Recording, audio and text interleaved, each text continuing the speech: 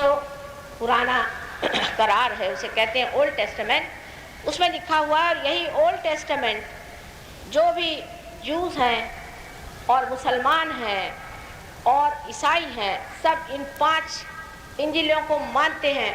और उसमें साफ लिखा गया था कि जो कुछ इस पृथ्वी माता ने बनाया हुआ है उसकी प्रतिमूर्ति बना करके आप उसकी पूजा मत करें। इसका मतलब ये था कि हमारे यहाँ जो स्वयंभू चीज़ है, जो पृथ्वी ने बनाई चीज़ है, इस पर किसी ने विचार नहीं किया उन लोगों ने कि आखिर पृथ्वी ने कौन सी चीज़ बनाई है, पृथ्वी माता ने ऐसी कौन सी चीज़ संसार में लाई हुई है कि जिसकी प्रतिमूर्ति बना करके और हमें पूजा नहीं करनी चाहिए।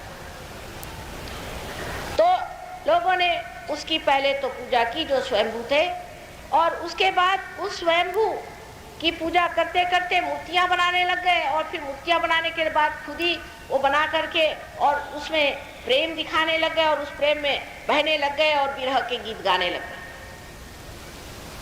ये भक्ति का एक मार्ग चल पड़ा।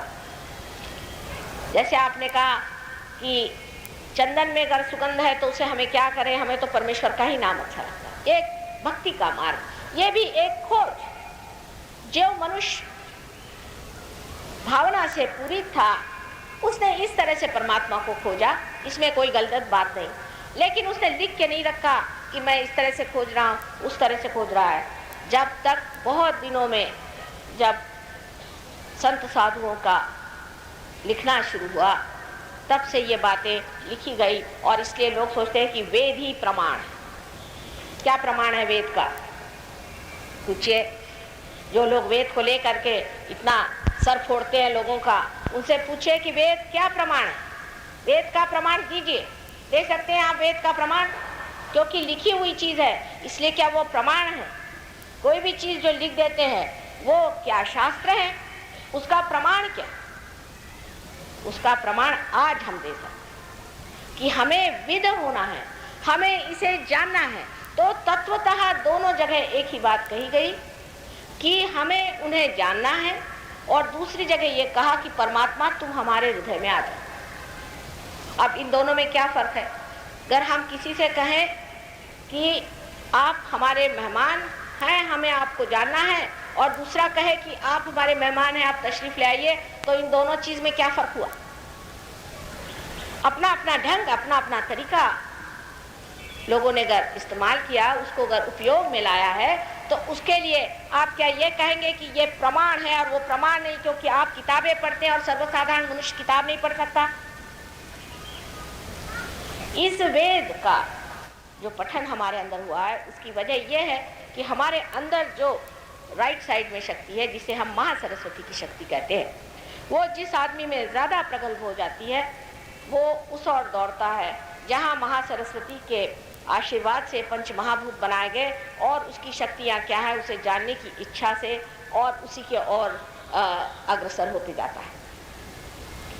लेकिन इसका मतलब ये नहीं कि एक ही शक्ति हमारे अंदर बैठी हुई है, कि हमारे अंदर सिर्फ प्राण शक्ति ही है। बहुत से लोग उस प्राण शक्ति को लेकर बैठे, ये सम्यक ज्ञान नहीं हुआ। दूसरे लोग हैं जो भक्ति में चूर रहे, जितने यहाँ के संत साधु हैं सब भक्ति में चूर रहे। लेकिन देखा क्या कि विट्ठल है, साक्षात स्वयंभू है, इसमें कोई शक ही नहीं। लेकिन उसी विट्ठल को लोग इस्तेमाल कर रहे हैं। नामदेव अंदर नहीं जा सकते थे, सखुबाई अंदर नहीं जा सकती थी। ये सब तौर तरीके देख करके लोगों ने सोचा कि ये विट्ठल कैसे हैं। हालांकि विट्ठल के चमत्कार इस महाराष्ट्र में अनेक है। गोरा कुंभार के, सजन कसाई, यानी सब जाति पाति को छिन्न भिन्न करके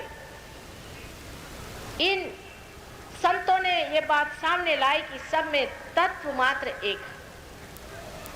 और इन्हीं संतों में ज्ञानेश्वर जी को मैं शिरोमणि कहती हूँ, क्योंकि उन्होंने सर्वप्रथम बहुत जोर के साथ कुंडलिनी की बात करी। हालांकि गीता लिखते वक्त उन्होंने कुंडलिनी की बात की। तो आप भक्ति मार्गी कह सकते हैं कि गीता में भी कुंडलिनी का वर्णन नहीं है। क्या वो जमाना ये था कि आपको कुंडलिनी की बात बताया? अभी भी आप